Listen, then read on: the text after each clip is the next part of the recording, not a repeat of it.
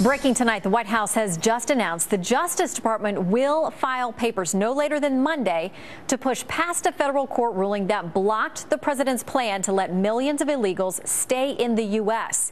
And then things could get really interesting, with the administration today hinting it may start immediately granting work permits. Chief White House correspondent Ed Henry just filed this report.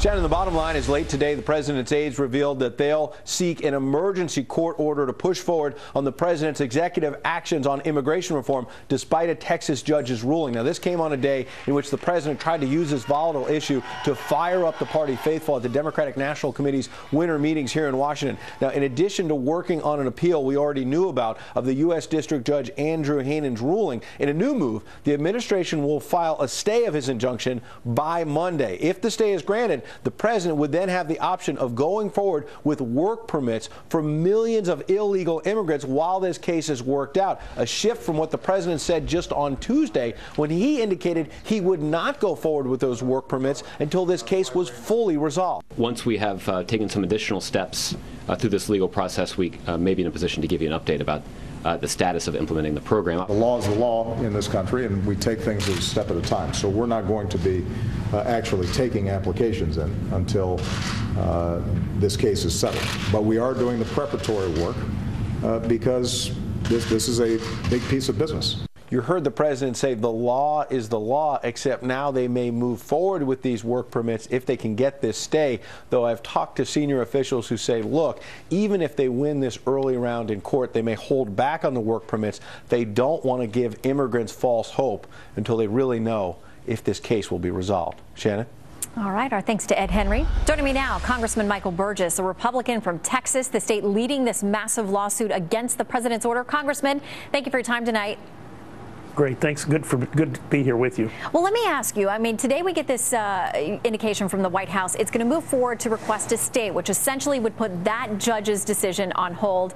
It can go a number of different ways, but the hint that maybe even if they don't get the stay, we know they're going to appeal the underlying decision, that they may move forward with some of these executive actions. That's not confirmed, but the suggestion is out there.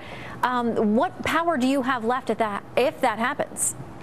Well, first off, I don't see how they can do that. And of course, I don't want to say that I don't trust the president. He did say 22 times he didn't have the authority to do what he did in November. And then earlier this week, he said there was nothing he could do about the fact that the temporary injunction was issued.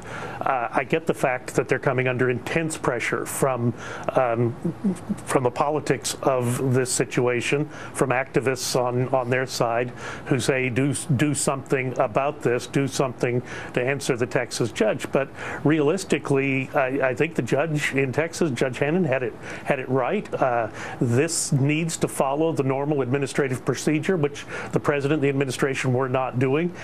Look at the chaos. Look at the chaos that the administration has now engendered by throwing these statements out there, I would argue quite carelessly. So I do think they need to be careful how they proceed. I understand they want to appeal the temporary injunction. That is their right to do so. It's an uphill battle. I think the courts will try to preserve the status quo until some of these things can be worked out a little better.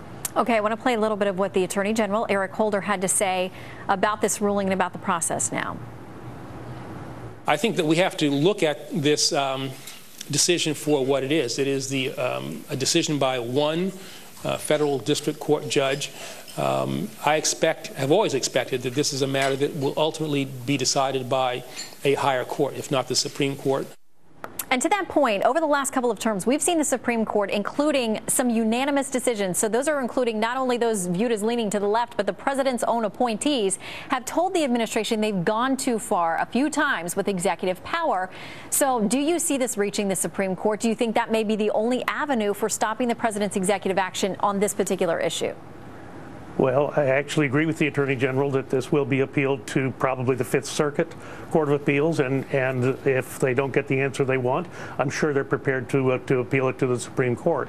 That's That's as it should be. What it shouldn't be, they shouldn't just disregard the lawful order of a federal judge who said, you didn't follow the rules. You didn't follow the rules of the Administrative Procedures Act, and therefore you cannot do this.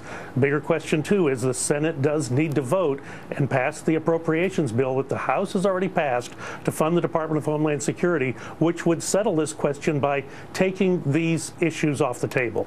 They've done several passes at it. Where do you think we end up? They need to suspend the filibuster rule.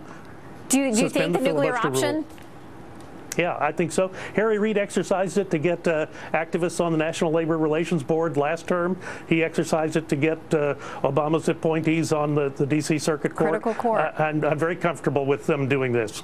All right, we will see. Congressman Burgess, have a great weekend. Thanks for stopping in with us. Thank you.